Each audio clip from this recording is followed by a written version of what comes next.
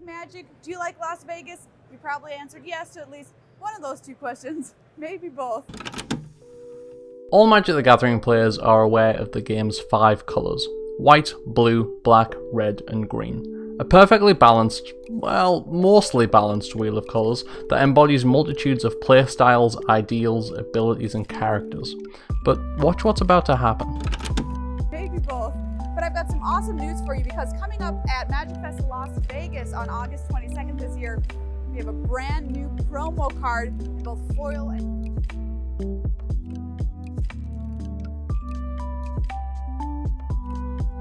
This isn't the first time I've released a video that in some way dealt with this subject. To this day, the most popular video on my channel is me taking issue with Austin McConnell over his comments on Hearthstone when, at one point, this Magic the Gathering card back becomes a point of contention. Ever since, I've been swarmed with quote-unquote corrections concerning the colour purple, most of which get at some aspect of the truth behind it, but many telling differing stories. That's because, despite being a non-existent colour in the game, purple has a more complex history than you might think. While many stories become them, this one starts with a joke. In February of 1997, InQuest magazine, at the time a magazine that focused exclusively on collectible card games, ran an article written by Jeff Hands and Mike Searle entitled The Sixth Colour, with the tagline, "Will Purple be Magic's next colour?" Over 3 pages, the article goes into quite a lot of depth about the addition of a 6th colour into the game, including the lore of purple, some of its signature effects, and multiple imagined cards both in text and image form. The cards are surprisingly believable designs. For example, many purple creatures are efficient thanks to their discounted mana cost that is offset by their anchoring ability, which links them to another permanent, almost like soul bonding. But if one taps, so does the other, and if one leaves the battlefield, so does the other, which makes their player open for easy 2-for-1s from their opponent, or perhaps even more value if multiple creatures are anchored to one permanent. This is then tied into the lore of the supposed set with quite good flavour. Explaining the colour's presence in the story, the article reads, "Like any good expansion, purple has a story-based theme. Purple's shape-shifting creatures are called the Fenori, and they're from a world known as Theherin. When a Dominarian mage inadvertently opened a portal to Theherin, the Fenori left their dying world in search of a new home." Which sounds like a perfectly good plot hook, but the article goes even further, tying in the Fenori abilities to the story. However, the Fenori cannot exist in their natural form on Dominaria.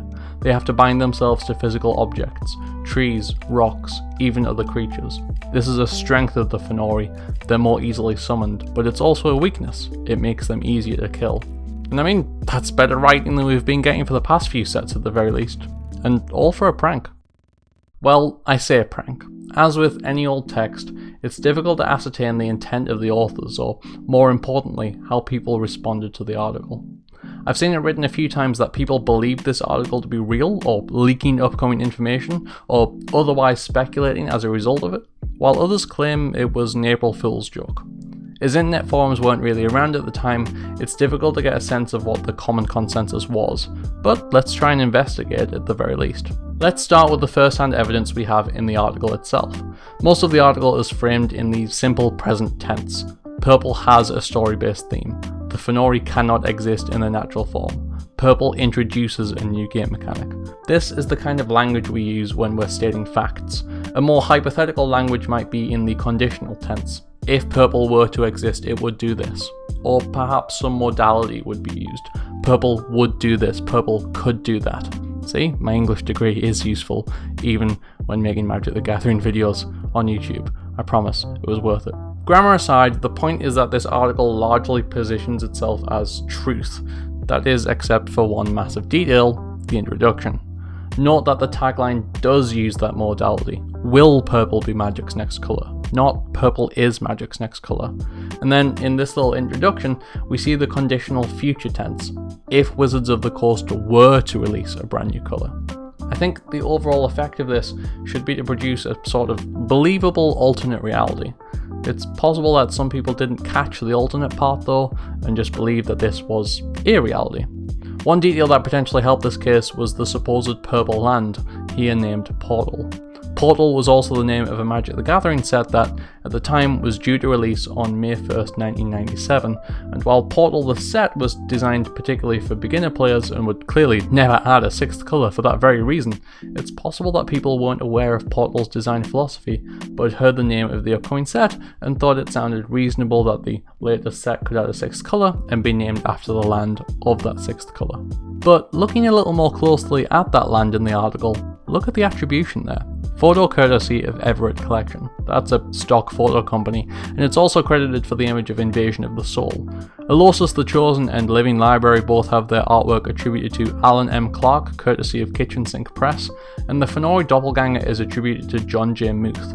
You would expect, if these were real cards, those attributions would go to Wizards of the Coast, not stock photo companies, and not artists with copyrights from 2 years prior.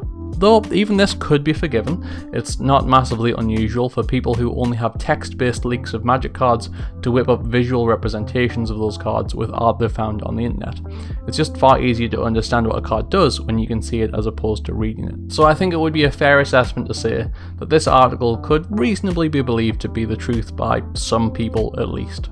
Perhaps they just missed that alternate reality framing device at the beginning, or discounted it as Inquest covering themselves, as leaks could get you into big trouble. And taking a look at a few secondary sources, there's some Reddit comments here that talk about rumours and speculation being the result of this article. It's not exactly hard evidence, but it's about as close as we're going to get. That is, except for one thing that I found. On the Wikipedia page for Inquest magazine, it states, "Purple cards features in issue number 22. These hypothetical cards, which used a new portal land to create purple mana, led some to think that the then upcoming portal set would introduce a sixth colour." And then we have a citation, which is pretty interesting stuff. That citation looks like it's a message in some sort of Magic mailing list, actually discussing these rumours in 1997. A contemporary source, crazy. However, clicking on it just takes us to the company.wizards.com webpage, which is no good, probably a result of the massive overhaul Wizards did of their website. But if we take that link address, paste it into the Wayback Machine, and look at an old snapshot of the page, here's what we get. The message appears to be reacting to product listings for the upcoming Portal set. I don't know, except that there used to be a DIY expansion called Portals. I wonder if WotC bought it. I'm assuming DIY is another board or card game. If it rings a bell to you, please let me know in the comment section below. And then, it looks like another user replies, "The rumour going around here is that Portal will be a set of all purple cards." Then it lists some information about purple from the Inquest article, before remarking, "Personally, I don't believe it, but it's fun to toss around in your head. I think there was something in Inquest about it, but knowing Inquest, it was probably some ugly rumour as a joke almost, that people believed. Kinda like the Islands Abandoned thing Julius did." Now, that's interesting. We might want to look at that in a future video. But there we have it, some amount of proof that as far back as 1997, at least some people believed that purple was going to be introduced in an upcoming set of Magic the Gathering. Ah, the days when rumours couldn't just be quelled by a simple Google search. Although in many ways, some things never change. This was only the start of Purple's adventures in Magic though. 5 years later, on July 31st, at the culmination of the daily Ask Wizards column for July, Steve Prez asked if Wizards had considered adding a new colour like purple or orange, to which Mark Rosewater replied that during the design of Odyssey, the research and design team, including Magic's creator Richard Garfield, back then he still worked on the game, they discussed adding a sixth colour, but that they had no current plans to do so. It's not much of a mention. In fact, Rosewater doesn't even talk of purple itself, rather just of a nebulous sixth colour as a part of a wider one-afternoon discussion, but it's clearly still a part of Purple's legacy, especially considering it reared its head once more, around 3 years later. As detailed in Paul Sottosanti's 2007 article, The Colour Purple, purple was revisited as a concept for the Planar Chaos set, but this time much more than just an afternoon was spent on its design. Planar Chaos was a set all about an alternative reality that could have been for Magic the Gathering. What if black had a Wrath of God? What if green had an Anthem? What if Tim was red? But in the design stages for Planar Chaos, part of this alternative reality was the question, what if Magic had, and always had, 6 colours? This wasn't just a random idea thrown at the wall to see what stuck, some very serious work went into trying to get purple into the set. Over the course of 6 weeks, the design team discussed, planned and playtested purple cards for inclusion in the set. but of course, in the end, it didn't seem to cut the mustard. What went wrong for purple then? Well, the first issue is, what would purple do? By this point in Magic's 12-year history, abilities had been quite neatly codified into the 5 colours, colourless cards like artifacts, and combinations in between. Most of the design space of what a colour could do already belonged to one colour or another, and the last thing the designers would want would be for a new colour to be introduced that just felt like a copy or a watered down version of the others. It was decided that, as purple would only be a one-time thing for this set and this set alone, purple could eat into the other colours' design spaces, taking edicts away from black and counter magic away from blue. And by making sure no cards in this set included those effects, it would look like they had always belonged to purple in this alternate world and not those other colours. To make sure that purple was exciting and to reinforce that counter theme, it was planned for there to be a purple reprint of Mana Drain, which Sotosanti amusingly calls as exciting for constructed as a 1 mana remove soul for limited.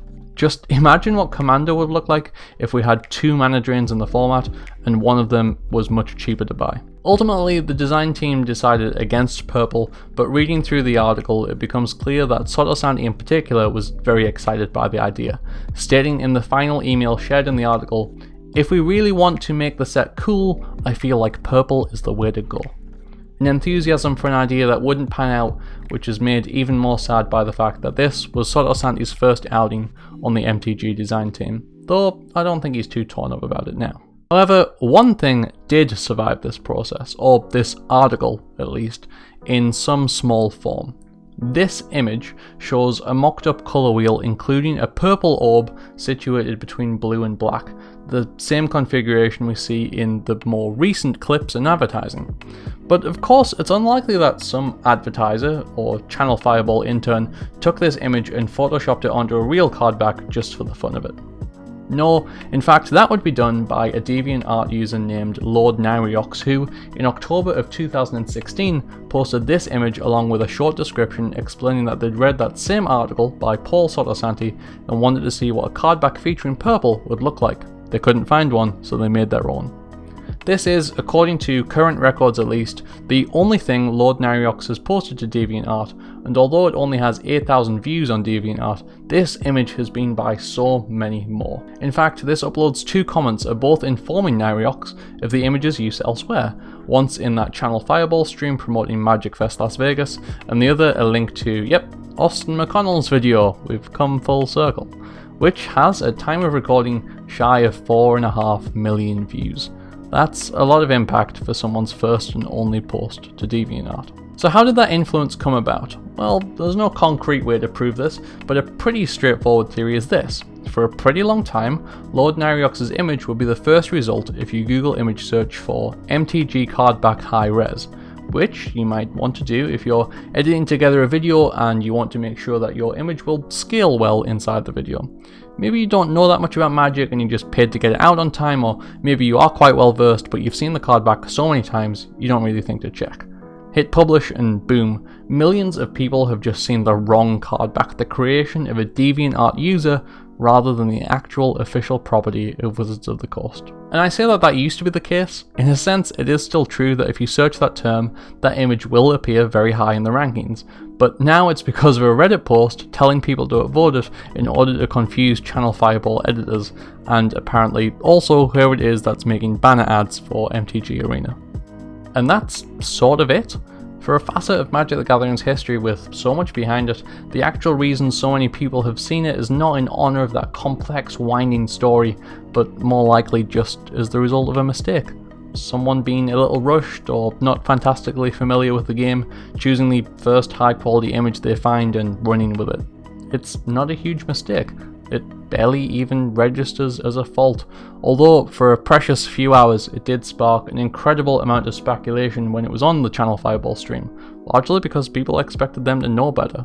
But mostly, it's just a fantastic coincidence. To date, it still seems that the Magic community has a bit of a soft spot for purple. Mark Rosewater claims that he's asked about it, or another 6th colour, roughly once a month, but it doesn't look like they have any plans to go about adding it. Both Snow Mana and the colourless mana introduced in Oath of the Gatewatch have played around in this space, and the latter was not received very well at all, although that might be through a more broader association with a set which had far more problems than just funky lands, although that is a story for another day. Because this was the story of Purple thus far, and now it's over. Perhaps one day there will be more to say about Purple, but as of right now I feel fairly confident that this is the most comprehensive overview of the colour that there is. From a joke article that sparked wild rumours, to an editing mistake that also sparked wild rumours. If there's anything we can say about the colour purple, it's that it certainly captures people's interest. I hope that this video interested you, and if it did, please do leave it a like and a comment below telling me what you thought. This took an incredible amount of effort in the researching, the writing, the editing, and even the recording, so I would really appreciate as much feedback as I can get. And if you want to see more videos like this, please do subscribe. I have a lot more ideas for videos in this kind of style, discussing the stories behind Magic the Gathering and the people that make it, and the more people seem to like these videos, the more I'll press on with the videos like it. But enough from me, thank you very much for watching, and I hope that you have a wonderful day.